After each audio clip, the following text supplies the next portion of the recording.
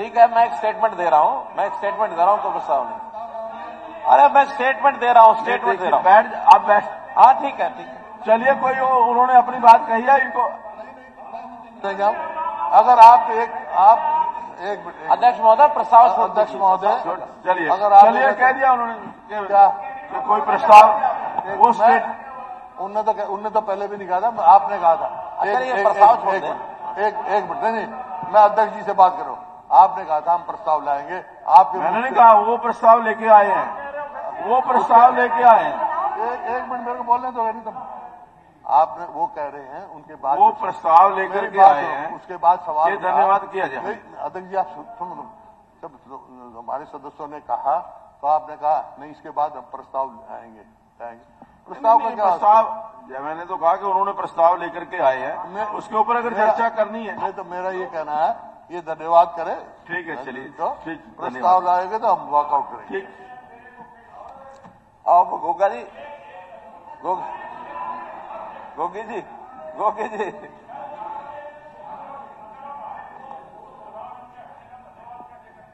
चलिए ठीक है, ना करो धन्यवाद, ना करो, मैं करता हूं, मैं धन्यवाद करता हूं।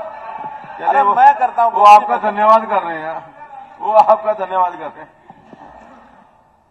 अध्यक्ष महोदय, मैं इस महान सदन के सभी सदस्यों का आपके माध्यम से और एक परिवार के नाते से, ये पूरा परिवार है सदन का, इनका सबका मैं आभार प्रकट करता हूं, धन्यवाद करता हूं।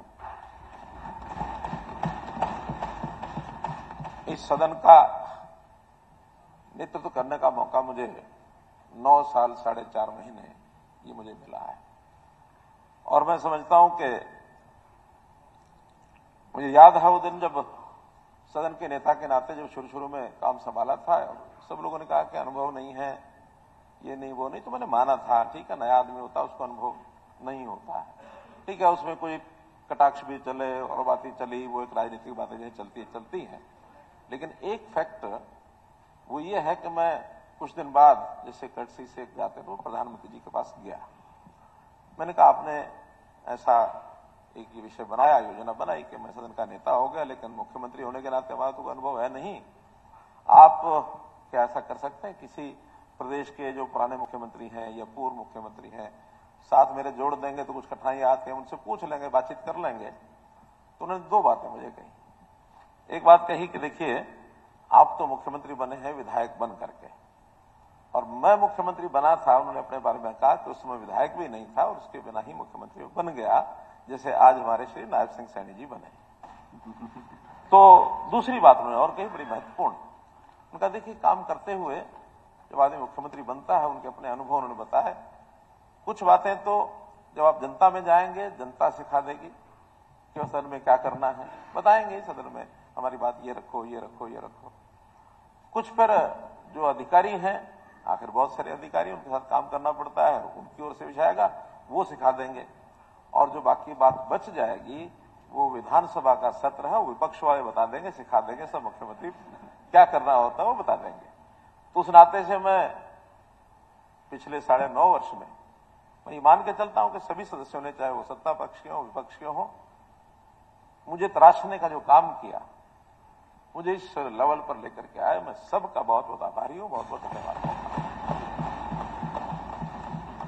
सदन में बहुत ऐसे उतार चढ़ाव भी आए, जैसे हम देखते हैं कि 2 बार अविश्वास प्रस्ताव आया। आज तो चलो नई सरकार बनी है, उसके प्रति विश्वास मत वो प्राप्त किया, वो एक अलग है। उससे पहले भी प्रदेश में कई प्रकार की ऐसी बातें, घटनाएं सब हुई, 2-3 बाय इलेक्शन भी आए, तो उस प्रकार से सारे उतार चढ़ाव किए। लेकिन मैंने हमेशा, चाहे सदन के माननीय सदस्य हो और चाहे पूरा हरियाणा हो, हरियाणा की आज 2,82,50,000 के लगभग कुल सदस्य हैं। अब तो हमारे पास ले लिया आंकड़ा भी, जो एक सिस्टम बनाया हमने परिवार पहचान पत्र का, उससे मिल जाता है कि हर दिन नया आंकड़ा, उसमें कितना जुड़ गया, कितना घट गया। तो हमारी ये आबादी है, हमारे लगभग 71 लाख परिवार है। हमारे मन में था कि ऐसे परिवारों का पूरे एक परिवार के नाते से उनको मान करके उनकी सेवा की जाए, सत्ता को भोगने की बजाय सत्ता को सेवा का माध्यम बनाया जाए। वो हमने सारे काम किए। आखिर समाज जीवन के अंदर बहुत कठिनाइयां आती हैं, सरकार से अपेक्षा बहुत होती है, बहुत सरकार की अपेक्षाएं पूरी हो जाती हैं, कभी नहीं हो पाती हैं। तो एक अंडरलाइन सिद्धांत ये बनाया कि व्यक्ति के बजाय सिस्टम्स को महत्व दिया जाए।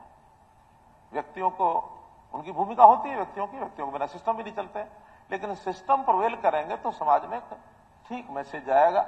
फिर उस सिस्टम में बहुत सी नीतियां, बहुत से ऐसे विषय बनाए जिनका विरोध भी हुआ, जिनका समर्थन भी हुआ, जिनका जनता को लाभ भी हुआ। फिर परिवार पहचान पत्र की बात आई, कभी फैमिली की, कभी प्रॉपर्टी आईडी की बात आई, कभी मेरा फसल मेरा ब्यौरा इसकी बात आई, कभी ई भूमि की बात आई। तो हमने सारे टेक्नोलॉजी के सारे काम किए।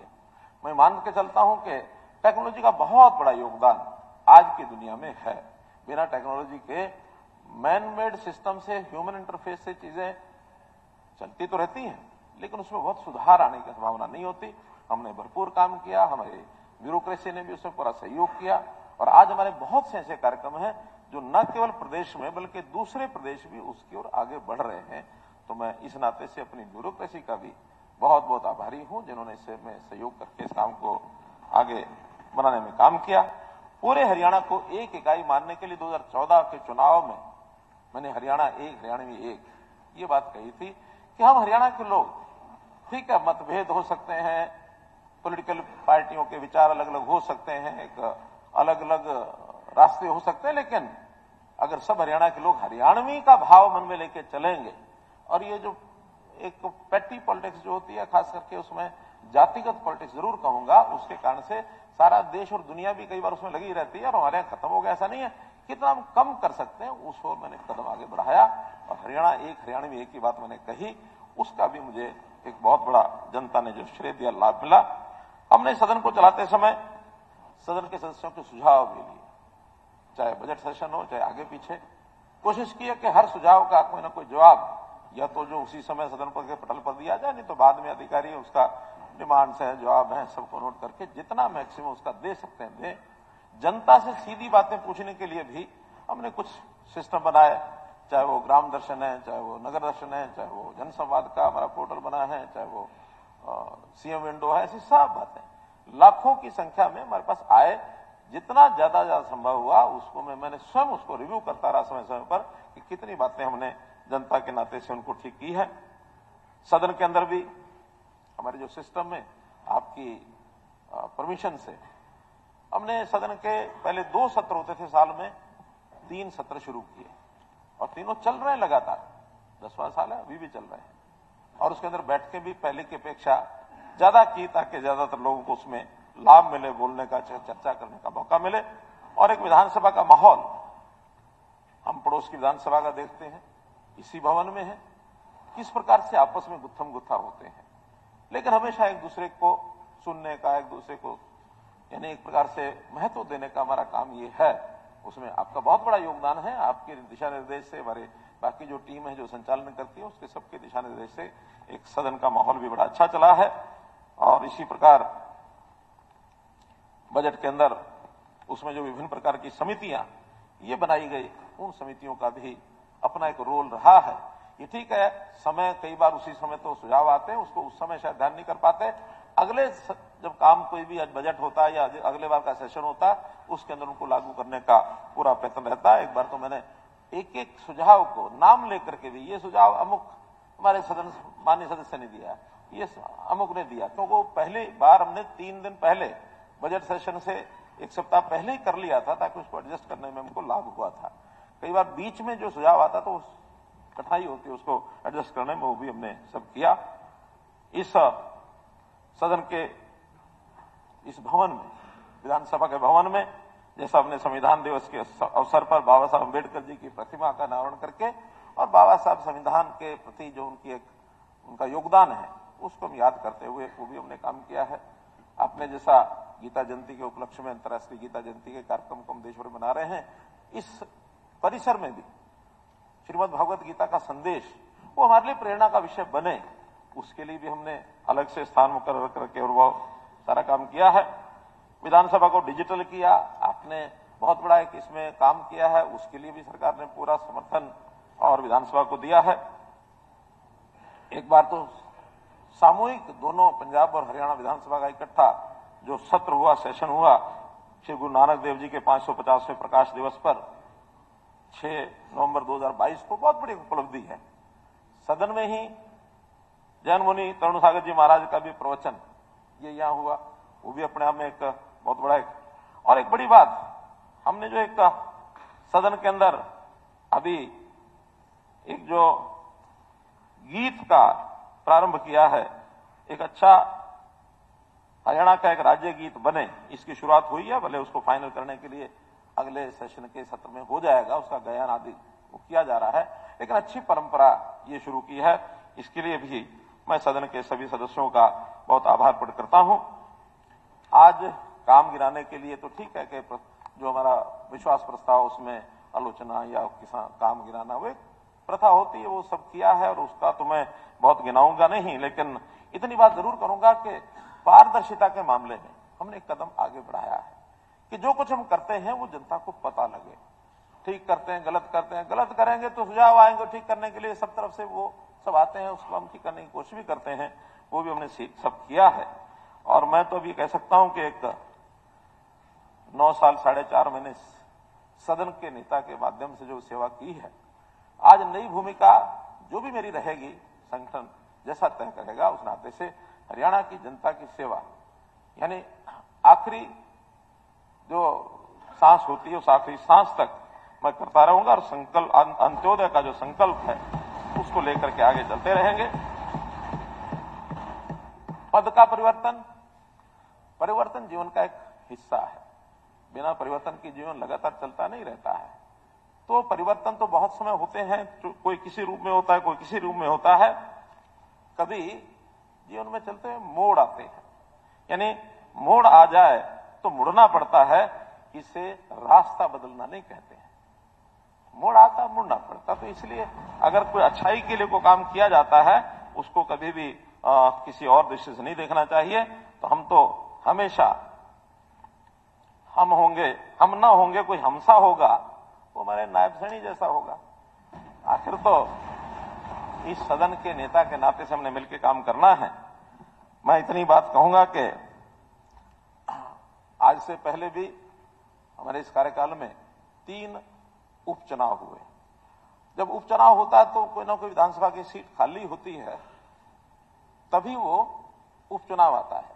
और जब जब उपचुनाव जहां आए, मैंने हमेशा वहां जाके कहा कि भले ही कुछ दिन के लिए आपके यहां विधायक कोई और नहीं होगा, लेकिन मुख्यमंत्री के नाते मेरा ये दायित्व है कि उस विधानसभा की देखरेख जब तक नई व्यवस्था नहीं बन जाती तब तक मैं करूंगा, और एक दायित्व है उस नाते से मैं करता हूं।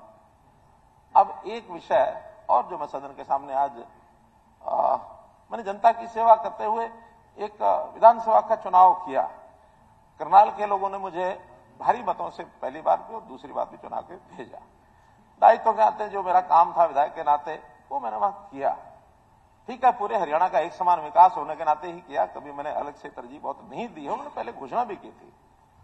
अब आगे भी, आज तो मैं इस समय मुख्यमंत्री नहीं हूं, वहां का विधायक जरूर हूं, लेकिन चूंकि काम को और सुचारू ढंग से बढ़ाना है, अभी हमारे मुख्यमंत्री जी, क्योंकि अभी ये तो चुनाव नहीं लड़े हैं, अब चुनाव नहीं लड़े हैं तो इनको भी किसी प्रदेश की किसी जगह की सेवा करने का मौका मिले, तो मैं इस सदन के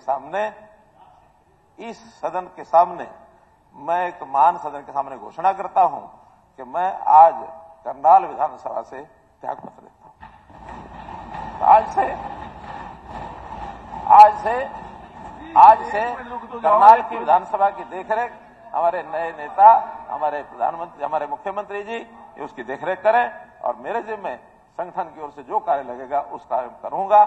आपका बहुत बहुत धन्यवाद, बहुत बहुत आभार।